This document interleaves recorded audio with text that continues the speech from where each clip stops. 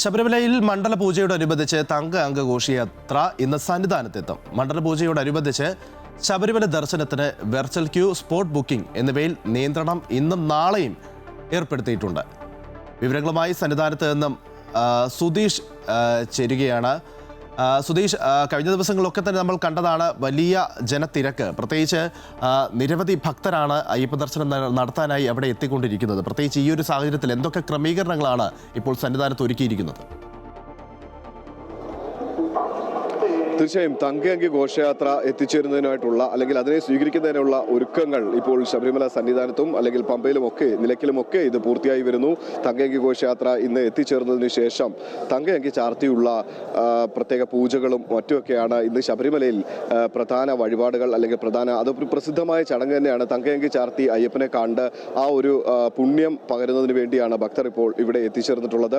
ഒപ്പം തന്നെ നിരവധി ഭക്തജന തിരക്ക് കണക്കിലെടുത്തുകൊണ്ട് തന്നെ നിരവധി നിയന്ത്രണങ്ങൾ ഏർപ്പെടുത്തിയിട്ടുണ്ട്. ഈ നിയന്ത്രണങ്ങളുടെ ഭാഗമായി വെർച്വൽ ക്യൂ വഴി 30,000 പേർക്ക് മാത്രമാണ് ഇന്നേ ദിവസം സന്നിധാനത്ത് അയ്യനെ കണ്ട് തൊഴുന്നതിനുള്ള സംവിധാനം ഒരുക്കിയിട്ടുള്ളത്.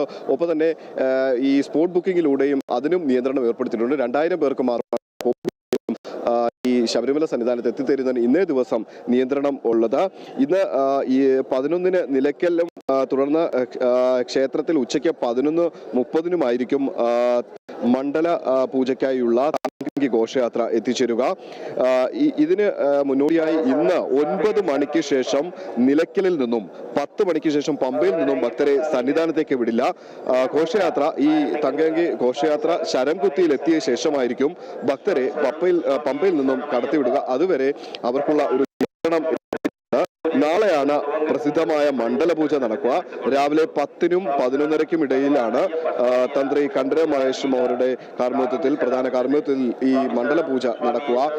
പ്രസിദ്ധമായ ഈ ചടങ്ങ് ദർശിക്കുന്നതിന് വേണ്ടി നിരവധി ഭക്തജനങ്ങൾ ആഗ്രഹിക്കുന്നുണ്ടെങ്കിൽ പോലും നിയന്ത്രണങ്ങളും മറ്റും കണക്കിലെടുത്ത് വളരെ ഭക്തരുടെ എണ്ണത്തിൽ കുറവ് വരുത്തിക്കൊണ്ടാണ് ഈ മണ്ഡലപൂജയ്ക്കായുള്ള ഒരുക്കങ്ങൾ ഇപ്പോൾ സന്നിധാനത്ത് പൂർത്തിയായി വരുന്നത്.